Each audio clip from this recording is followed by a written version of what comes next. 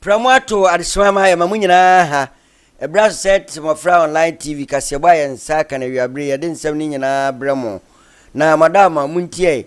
eye odifo Samuel Prayer and Counseling Center na aboye ne KASI3BO no ahode ne bekosoro ma me de abramo obu ho na wo aware mu hawo dwuma mu hawo ahinsie adie mu afi abrabo no mu nyina kwantuo die se ohaw bi de wani mo no eno ena odifo Samuel Prayer and Counseling Center bem na oboaw ema bibie sipi ediafo ani kire ho na ahaw no eto betwa won eno aso emu a premtubri KASI3BO no mede brewo enu na opoku ageman enimi din na momoyehwe ensem no de edimu akotene bi omampani John Damani Mahama ede atudwa enhyehyɛ aban na yese enkane aka wode no wobetua afi ura edubu ahensensem no ne lawyer atachia akasa na wachire nsem bi mu pefe sanso ena domkuma na ekasa ura samijamvi yentwena bo so no nipa bebre tachi se nsem we nya nsem a osa branti ye pam no anase bia yi no adie sanso na santewantem a wona omampani abowundin a otuatua mansini kuro ni nkropon ahodo ano no oguso a oto aba na mekase ya yakofori kuruma abrante awan sadat amanfo ageno atum afi ensem no edoso a yede ni nyina ebebremo we ene ni animu ebio midindi no na opoku ageman meba na mache ensem no mu akiremu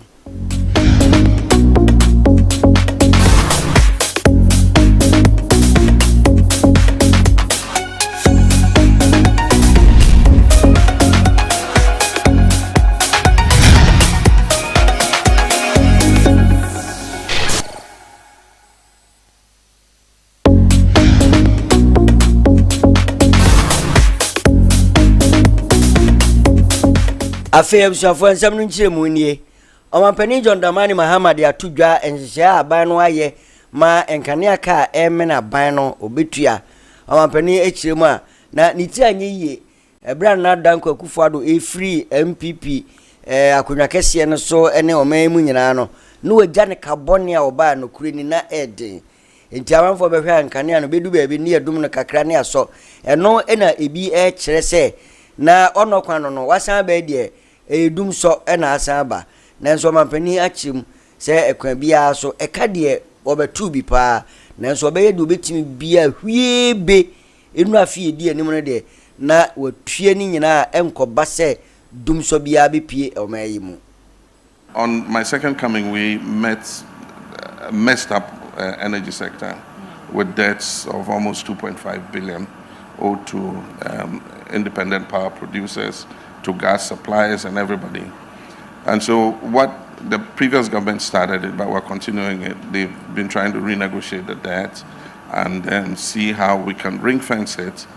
We have some strategies for dealing with it. And I'm sure that by the end of the year, early next year, we should be able to make everybody happy, in terms of,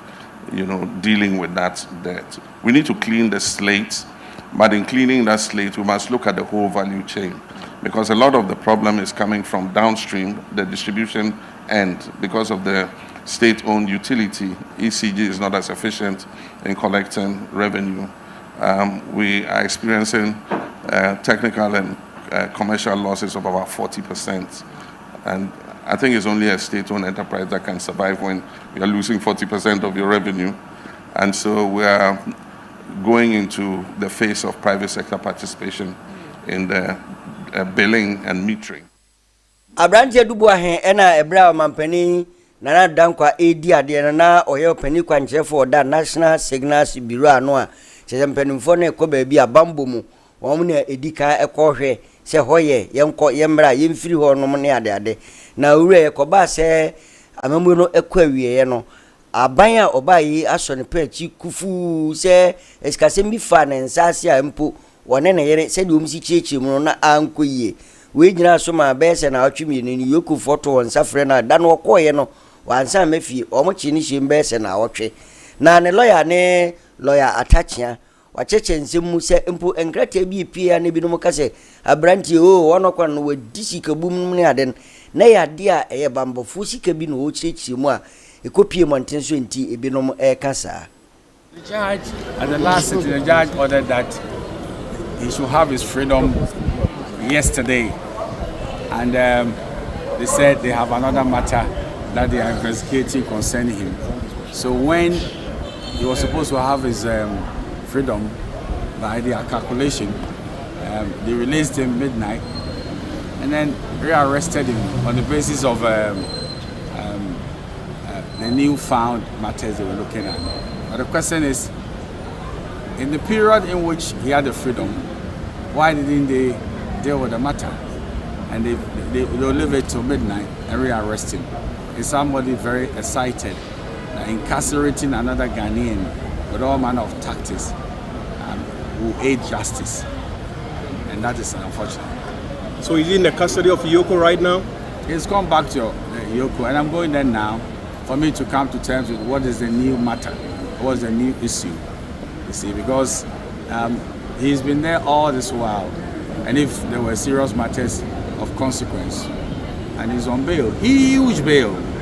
80 million Ghana cedis bail. He's living nowhere. Adubuain's name and that of Angela, they are all over the nation, our borders and our airports. They are going nowhere. So I believe that we should come clean that this is not a personal vendetta. This is a man that you believe you have some criminal case against, and give him space to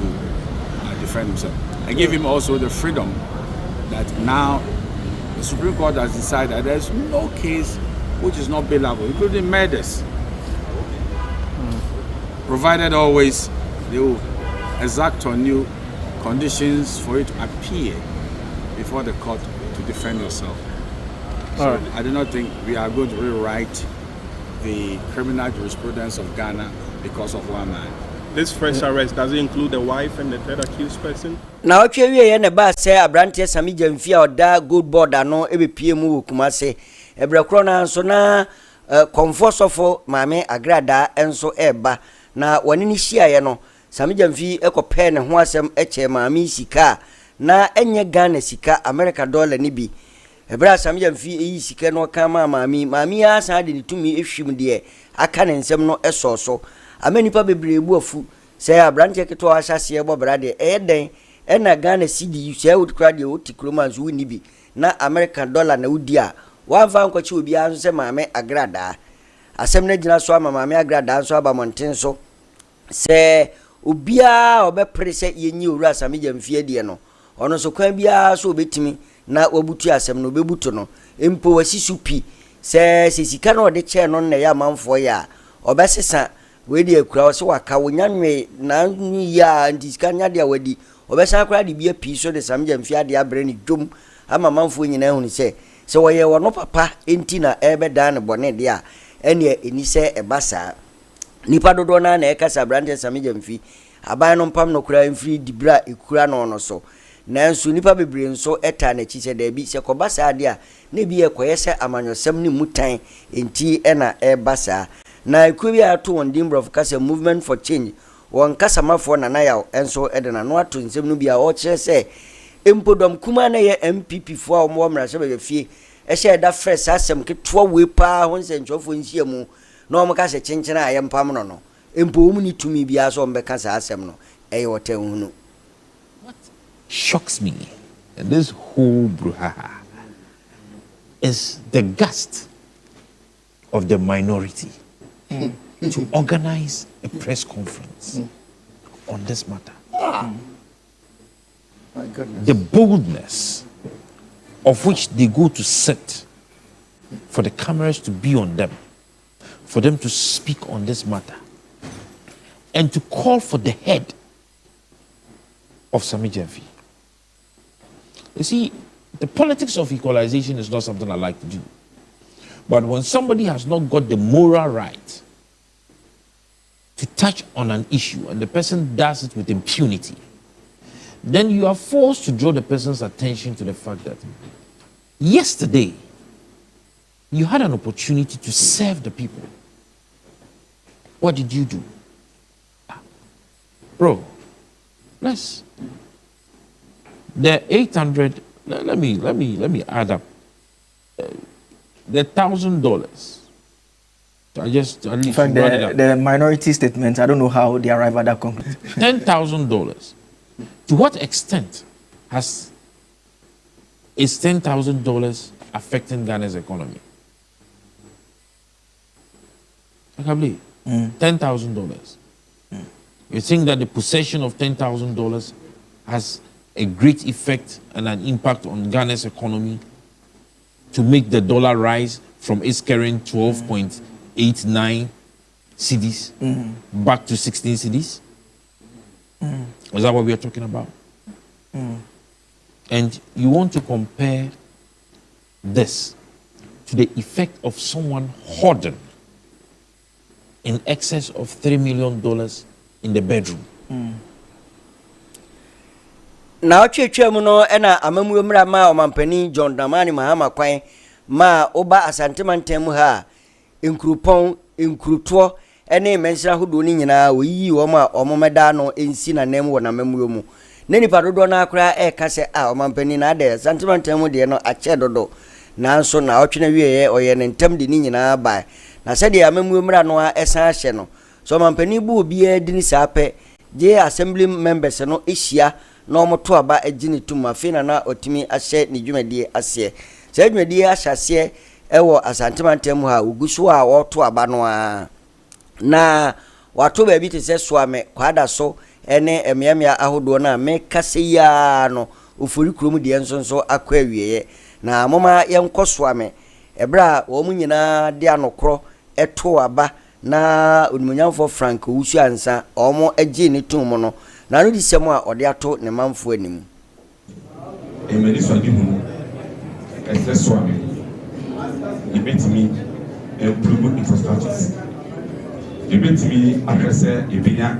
accessible healthcare increase the public service na security sector amo NIA na afezu no education the schools of Wahano Meshana Mashimokana na yenya quality education awo soano na social services no address ebetu kampon na metrese edwumadi a ebedi bia no ebe transparent na yenyina no yetimi aye maybe emojidi ese swami the next 2 years na ye this one ka asem na ya kire se ampa MC ya de no eba ye wa kire se ofuri swami no ye swami ni yes ya jini ntino ema 27 ya 2 no onya 26 we kire se wodo a ewo ye ne abrante ne ntem no eye soro kokura yenim se ba so wo ba ne de o ma ye titimu se de atwam am se wona ka ho yensa ye yini wo MC e wo swami ya adenim se o de mpunto be ba swami titiru me de minim se mpunto be ba swami de ba me yes madam de minim se me kira se abo nya ho de because what again now we don't have NDC, we don't have MPP again. This is for Ghana, this is Swami. And you know, you expect to say yeah MC Awabe obe kan Swami abom obe nyina ye adwuma ahye na se on hwe party colors do hia mo bia no on fa no no on ka se asimesi wa ha said ye ono abo isha malasa kan ye no se ye ne ye ni ya ye bedi ache Say the Ghana for shall say, yeah, bo His Excellency John Dramani Abasono. You say, yeah, near 3 years, a man so about to for you now, so any fear for so. You ready at the beam. And see, Intina, Yenina, a by Boni Dino, Yanichi said, Honorable Frank Uzuanza, a baby, Paviamai. Elshafona, we any day a free swame, a buy. Na yen mikatente eko ofurikrum ebro moto abaniwie ya pe ena onmunyamfo anwa sadat ameda weyi no foforo no ono so odina no disem eto ne manfo anim. The honorable members amunyina musha party achita for advocacy bi obia police for securities for obia yabede obi bia ase energy media yedi one time victory na the same thing so that happen. Jumadi no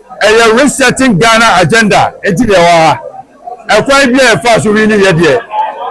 very ni send about all commission SCT no unya to test why they very ni and I've gotten it so monsieur ma say here they say near 100% but yeah, no, so I hear a call. It's Messamo. I don't be Biase. Say, if you know, my party office and my municipal office, but Abia and Ne and it's Nadia, Namatama, Babidumadi, Mesha Monday, Eti Messama, Medobi Biase, Obia Toaba, Yoanto, your day, it's tough for you, Medobi Biase, securities, air commander. Yes, honorable Anwasadat, ena yete nkano na yeswa yensenchuni na nachumberi mama ono akopie ho enti mama yenko na yenkutie na nachumberi ma bra woko ho no se de ura Sadat kase wie no se amanfo tie ni ya Sadat kase no se ekwan ye fa so ewini ye de obinim ebia na bibisi ho enti na wakasa cha posifo manfo wo ho party supporters any entire community no ndi mama yenko nana chumberi ma ho na wono aso se de okopie ho ne nsenchofo ahodo no de omo aso de omo ni krotua mansa ekohunu ye no wonche mfanche ye manfo na manfo ntibi hunu sampa sise de wono mampani eyi wono wahye wabato no ase a oto na nyame adum kroma de obia kamea se yaje no atum nana chumberi ma yemo ha nana chumberi ma yemo ha nana chumberi ma yemo ha apom de say radio dom yenso ye ho ye na ofori krom yenya ne ntie se abato no akwawieye e hyase se ewie se na dien e na nso wo ka kire ye no meda TETE MMOFRA for na telephone na matio mu nyina na mamo atante na ube pemu ofori krom municipal so de aban no atensese oba aban bi abaso a oyi MC for ombeda municipal le district na no na omahwe na ni madi obedi so omapani na akoso amano no ayo na aban no eyi ni papa ko ejina omana ejumadi nyina on na behwe so wo municipal no wo enam so afori krom municipal ene aban no nipa wo ni di ene Awol Ahmed Sadat MC want to swap the municipal in Jitum Dance. Of municipal Jitum, or no, Amate will be our better municipal Nanua. Yaman Sola, or in Etini Eddie Jumano. And then about one echo so. Now about one about a regional. Now to tell that electoral commission, SFA, will be a better MC, you know. I was telling you, number no with me at me by MC, you know. Now, about Sadat answer at me at 210. Now, Nipadudu, I just want to abandon with the 24.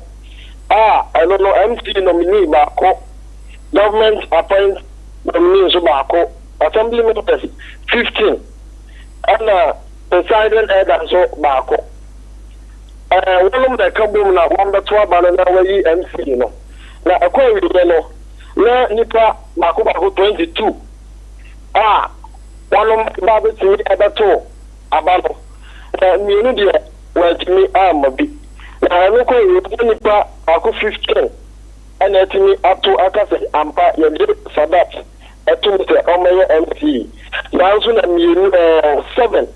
and so etata da bi na so se omeye MC na bi sa ya de wo eno no Inzese de nyame ayadom ama waje anwa sadat atum. Okay. Na I know. Ipu na ebe da ya abato nke mo no se ebi na amanfo enshida mbo magen koso ewo banzo sadat ayeta no watani. Abato sadat oyobia kama na ye taba for MP anase machebe jafo no. Yeah. Ujilebi ewo for kurumu ha ono na ko wo pe machebe jani ya pitano adi ewo for kurumu ha. One aye MPP candidate aye friend Michael KASI3BO ani jina ya na sata wala abano ko wiye no na Michael KASI3BO atine di nkuni aye 47,709 representing 65.72%. Ana awa Sadat Mohammedi olosunya 24,483 representing 33.72%. Na enoso na President Mahama ehwe ya wose minimba pa ene ni trimu pa na opese enka obedi MP na ko wode ebu ofori kromo ama ni nyina no wa na eye papa nti eno otu mi si wose ene se we na MP di brene dia ene municipal ne dia obema onu mom ada no na se ni so di hunu na o ka kire no amane ti be eba wa man obeko baabi bebre no na yeto aba no sa na mpo yeto no obense hwihwitwiri party no amu nkofo obense group bi gina ha twe a we lian no omo de nsabankum treten na binom so etupada ebose eho no ebisi asia na won nyina ka bomu fefefe eno abi na ye ni je nko empo yento abano na amanfo asafia wo jubility ze oni zekia neke eye awo Sadat Ahmed ebefa abanya na atena so nti no na ahadi ani je nko anyo woto an se wo ye Sadat ebeba apa so obi ye Sadat aba edina bi ya ahadi na ya so nje nko anemum na ani je na edoso na omuwe sorokutu aso ana eche na ometwi ana ahadi na fe mi de ka ni je nko anti sorokune de ya be shabato na se kwa amanfo sa fi twi sorokune de da obi ya zo mo de to mu sa se za ahadi ani je nko a de o mani to de ho mba se boma na abom na manya NTC organizer for Krum aye William ayeni obia nim no awo for Krum ase e fe no oje yana na ebe dikem ko oje de ma ba TEMMOFRA KASI3BO yo meje mo so awasi ko kwanso na abato no me sen yo me da se no se mbisa yo de bi me din check se e ko be tie fu nyina na mi ni bi se abato no bi hu sen no ko mi ene ofugo ko so si atiase asembe isanse ene na ye hihye so se eye government appointee and say nominee eye omanpanyi John Dramani Mahama appointee no as ombidi as MC no and then shares to confirm no awo ofugo kum eye benefit appointee ko no na jumadi ko so no e be wi no na ye sa hwehwe no ye sa den aka ade no we dey no ye nya 15 assembly members are constituency and I have 7 government appointees. MC nominated to say delegate about to them and the starting members also account make it 24. At the end of the vote, you know, honorable Sadat police 15 votes are actually 2/3 of the vote. You know, I say, why you are confirmed and I say, matter how to say, the next vote in India is confirmed and I say he has been nominated as the MC for Fugu constituency. Which area and I did not to and to Fugu and then you get some quan and you get. Hello.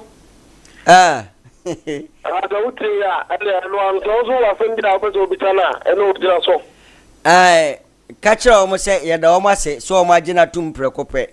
Name party for suban. Any ye near to suban. And de ye ni odio mu. enu kirankwa na obi akofa samfu bi otanhunu atenie enom ne ade oya brante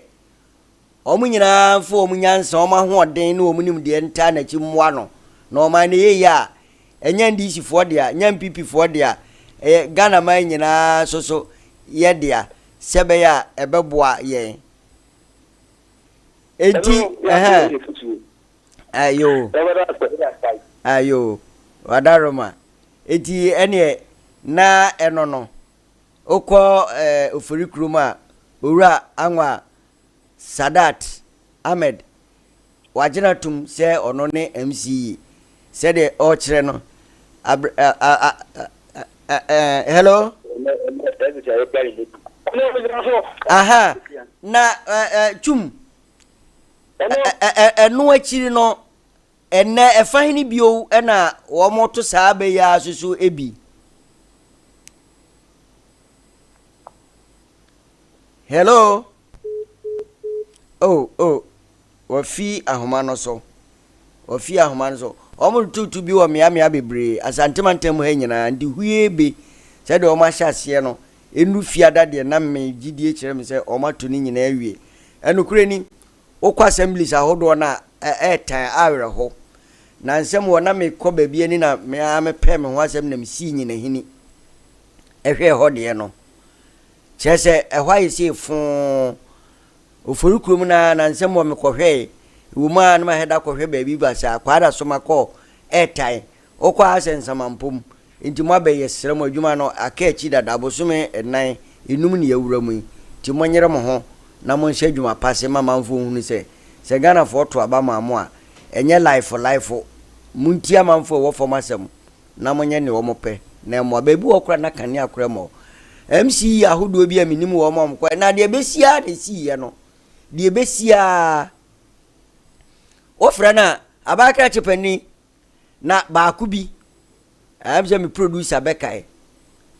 sena wo kwa abere mpotem ho baabi me bodin Farmers Day ade e beche Farmers Day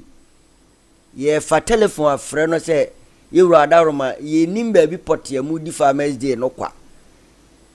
sabe ensemfo aban kra chepani no keka kire nipa no ho na mo be yesa bia ene be yesa ti mo ba mi hunu se mo yesoronko omumu fa past administration mo frɛ na was a testament na ya do beto sa man for test message na ko receive eni mumu bebre mu kofie ya no na nka mere bi hwe mumu bi pa na nka mu ko gira court ba bi yi nsem ano a ade we de Ghana ha nipa no wi a wie kakro nya no afa omu akonta bia nka mbo hunu se Ghana fo ye to abama no ya dwunu mu da ho community na mutim no ye nti na mote ho mo be no momre mo ho ase na hobrase edi nipa kwa nimu na munya gaga na mo afu bi ye ya mo kwa kire no munya moto aso a the same thing na no so beto aso se onim de me kire no edi ye kwa nim ewo kasebo num we de ebetwa mu nyame ya dom ne hye political show na se a ena nsemu wo mu nyina ye besane edi abema no nche kura mbeti enka ewo TETE MMOFRA online TV no eso we de kasebo a ye ko yenim se ye de ani kire asinfo su a ewo mfimfin mantemu a police commander wo Central North Regional no wa chense mu e de a kire amanfo sa opani ni din ne commander DCOP Abramakwe wocha na omachi nipa bonifu bi a omo de nubone atubuna nom ne ade ho adwuma e na omo eye na wo se de na were hokra ne se bra omo chi nipa no mu nu omo no oba bi ni kunu eka ho oba ni kunu ene nkofo aka na enu nu omo ho no ebinom ha ba bi a uso ma dwedwedwedwedwere na ya posa ya chechire no politin tuntumi bi mu a ohwa ase eyewi ene afi nubone tramado ibi chese ade papa bie nkura wo mo eno na posi pani ekira na saa niam we ne ye niam ani sie so wo mem kura ntikwan bia so no ebra mo nsa aka wo mo no ombehwese emra ene ombedi mama yentie DCOP Abramakoya ono ena ukọ dunkwampọtem ha Central North Regional Police Command no oda wano. And so far so good no. Ya arrest a few dunkwa fe near the omabaha. A fe and a baby process yomo na ya de omako court. And to say Mobi say na I say ya beduni. So far ya chini past 7 and mumienu were found at the scene. Yesusu say na omo enum obon Sam Tower at that time of the arrest. And a moon 5 and a disa and Rubano Hudra medical car 2 back in the year Ammoniaman medical car. And their friend is saying 2 also a year over the counter shops and about also open market. And in effect, actually past 7. And there was the idea to check a crack. Central of Moyeni Bia Mumbet. You take over, saying, pass about 2 months in it, but your body will fine. This is not the only arrest and I say operation hereby no yati a task force about 25 member task force and yati bebre even and see ya kochi bi kura wo sinfosua ema ebi ewo remand and we so bia task force is not only meant for galamsey fight for organized crime and robbery and other things into where another leg of it until course specifically based on intelligence because from asinfosu it me koya kodu dunkwa which me say any abre nti baby bia sa no boni hu dwa ekoso anase adeboni sem ekoso no ye tu susa na che se ni pe di abone fo sem na ahye o ma organized crime say boni bia so mutimi dibo wiase say de wo mo asuban no wo mo hyebre ete won ena DCOP Abraham Akwe ekira wonsa aka wo ma ebi mumpo ye awafo na che se oba bone wa be ma bone nso di obinya no oba bone aha yo vi mantem ho krobia ni dinde breman fusuansa ho ena odi kro ho nana okwan otoso miensa ede na de sato aban nanim so wosere na omrem meboa wo mo se kura ye kan wo asiku odobe brakwa mensinum ewo mfimfin mantem na nana okwan otoso miensa ekira na enwumasua ho aye den di amane mofra omo die primary school ho wo cha ne binom wotetebo kra so ni sua de akade ahodo nyine ne ho ntitiche ni kra na obeba na ne kon no so obekira de no wokọ weenum no wagina so a wode ato amanfo a wonsawum wonsam wo bienim wona ofirim patam ho wona wo ya do ya hodo ene aban no ankasa omampani John Damani Mahama da no se wo momra na wonsonso wonya bi a eye wo be my fusiansa ha eye Roman school na Methodist school ana mere mpani fo to anamo ku school ko hwe omo modern bo omo adisuamu in fact because who ade bia many asana na many anje ho ene sen baby omotra eye dex omotra so sua de e de blog mienu miensa na ato na board daso in fact many anje the Roman school the same thing and who Methodist the same thing and who Roman school it be fact mo say o say me to aban anim na nana me mpanimfo ye de betumi bia ye boy ho body si betumi aboa atosumi no teachers in the so be to mani say omusua techefo ni sua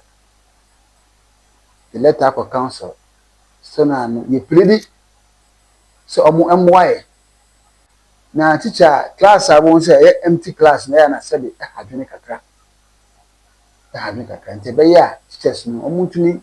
provide yembi both Methodist school and a Roman school so be ya achechefo say ko ban po say me hiam boa say teachers school akota school na sa aban betuma be hwe esiaman ya ante ni beje teacher ni ba na so kira na so we papa antra onya somdwe enye dey encha bofa na de paso o post school na so ye be papa tina eno nso benya odo ene ha fama ye de abe school e bia na kire mcha for semestro mo omo time mo report to school ne hia me pa the buy every adai biara the tone sa from e wa hefi e mo kire ne mpeni fo ko school ko hwe mmɔfra na mo adesua mu sɛ te sɛn ɛkɔ yie ɛkwan da mo bɛfa abɔfra no bɛtumi de akye because na ɛde makoma so sɛ about 15-20 years sɛ mutumi ade si obi kuma sɛ mutumi employ kuma ni bɛba so a efi education adesua na me ba me mfa ma adesua afe ye free mantam ne aba apue mantam ɛhɔ ɛna kuro bi ani din de asikam aban school mmɔfra de ne bia ɛwɔ hɔ asikam die basic school ɛwɔ Kwawu East na nansen osubransam ɛtɔye no ɛna school no so pae na de ɔsɛ krumu no ya sɛ wɔ mu hyia dwendwen ho kɔm bɛfa so mbetimi abɔso wɔbra wɔ mfa ɛnto aban so nti nananom ani kruma ni ehyiaye no wagigi sika kakra sika na chi no obi pagya ne nsa sɛ nafuom odum kɛseɛ bi si hɔ pa a ɔmo pae a ɛbɛso school no so ɛbɔ na brom do ɔmo nsa kɔka odum due no ɔmo bu pae ya tworo ho ya de kobo school ɛdan so no oh forestry commission for a ɔmo mpra so emuni ya kum ɔmo mpreda eni so ɔmo do ɔmo nsa ka nananom na komu kyerɛ sɛ dabi we di abrante no nyɛ bia wɔkɔto ana bibi na mo mfoma ni mehwɛ asikam school yi ɛso apa ɛna ɔno de ɔboa ama yɛde akɔbɔ so ɔmo kan bia anyiye ɛno ɛna nananom ɛkyerɛ na saa de no a forestry commission for ayɛ ɛno wɔ hɔ no nya de ɛsɛ fatakura nti ɔmo nse so ɔmo adwene anyɛ saa de a ɛne ɛmpɔtem hɔ no se school no pa bɛda hɔ memo franso enku school de enya de a ɛbɛboa wɔn kora moma yentie onimonyamfo Omari Simpson a ɔyɛ community member ɛwɔ asikam Honorable Omari Samson Asiedu bɛɛse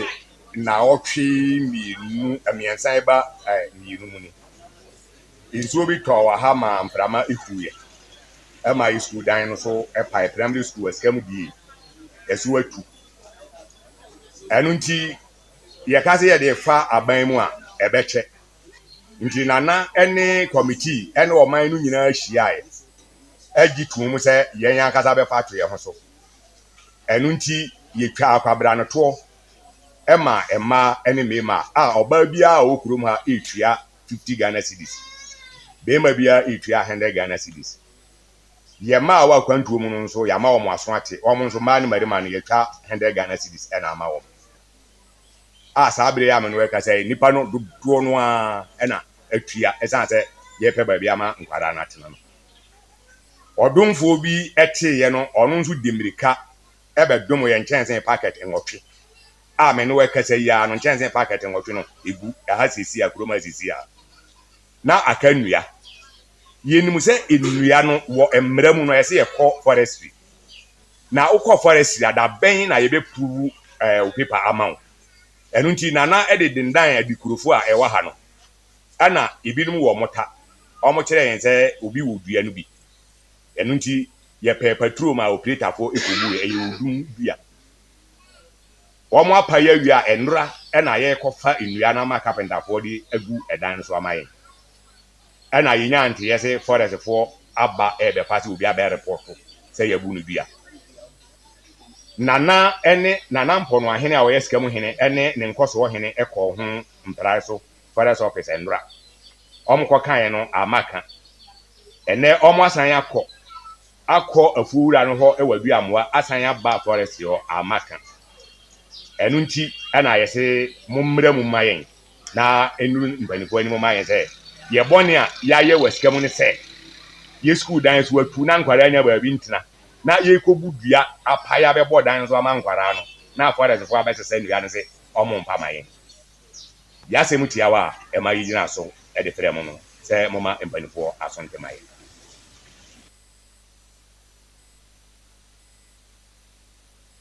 awushafo na da hɔ no asikam ɛwɔ Kwawu East mansinum ɛwɔ puemantam mu nanam so mu bisa mo nti wɔn ayɛ bɔnea sɛ sukuu dan onye obi dia so wɔkɔtɔn ana bibi forestry commission for no nti die bi nsi wiase da eni edi a ɛnam so ano akɔ social media no so sɛ Facebook ɛne YouTube deɛ kɛka ho nyina wosapo na so wakyerɛ wadwene wɔ hɔ bia na forestry commission for wɔn matie na so pam na wɔn ne nanom ayɛ adwene na fe omo de dan no so bo no ehunua no ama wom na ye koboko edagana ni bia nim se boko de nyade a ehodwo enam ahensem ho ebisi mfie tetetete de bisi ene na eno ena nansen ekoba se wo ma tamsem no e de aba manhia fikasiem se otumfo se tu abebi wo enhwe na wonsiesie ma won yewurade oyeye ne se obefre akuakuo ni nyina ankora no wia waka ma bom na fe wahwe ensem no epoma sibre wafre akuakuo na wie na fe wafre wo mo ekobo mu a ensem a epiemu ekira na emeburu bi omo mampurugu a omudende mampurugu youth association eno ehebinduru entem ho omo kira enya de a kusasifo a tumi ne hye wo monza wo ho no wo mbepene da wo mdi si yewure nim owura Peter Alasan Adams a odo ma no kasa mo kire amanfo no ena wo kire sa ansem num se omso otumfo abam wo mani je ho benimfo abam wo mani je ho bia o ye ne fam de sasomdwe beba ho no o mo ti ase de nemum so mbepene pa makusasi ni edi wo mo so de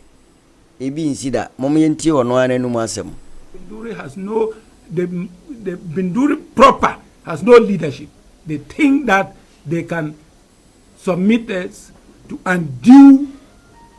attacks. That is nonsensical and hypocritical. It's only a coward who can do that. Cowards don't attack when people are asleep. They tell,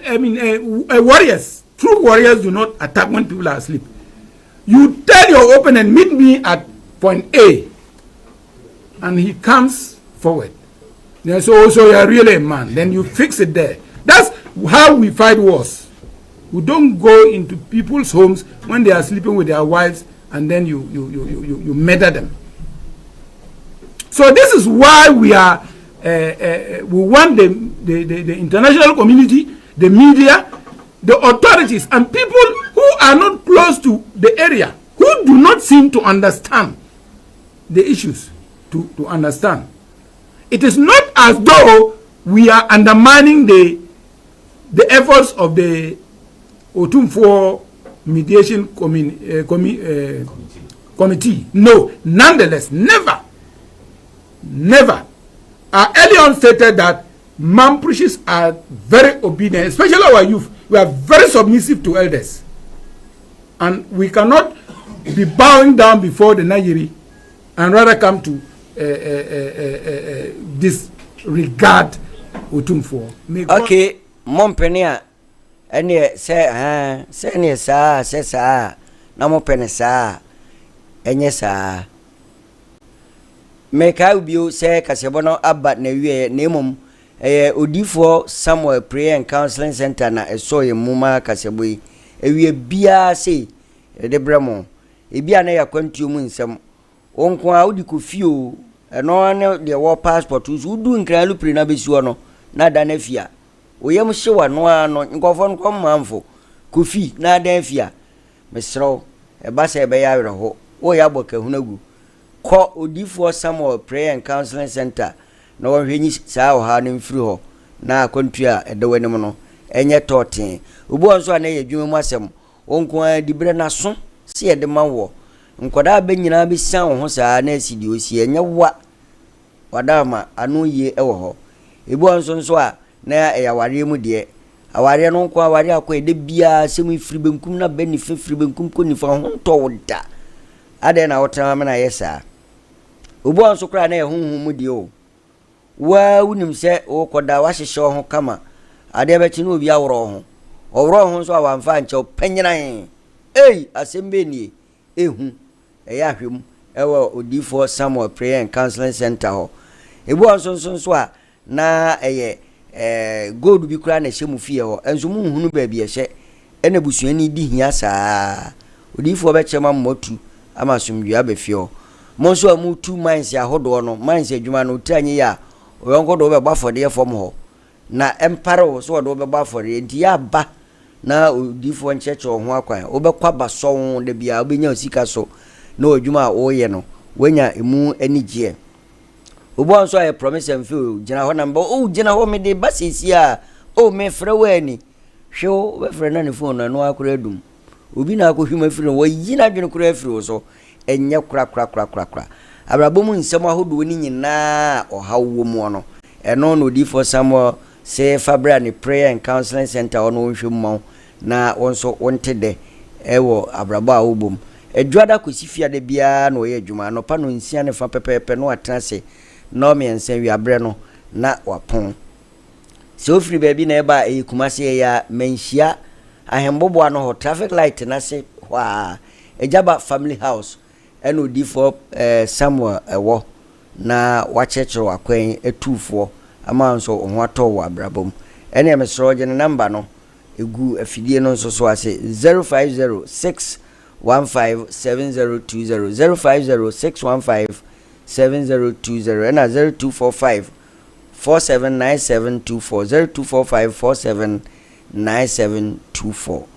yada boafo ne etefo nyina se mo hyehyɛ ma ye nyina so medam ase medindi no na opoku agyeman onyame ya doma kira nso bresi ya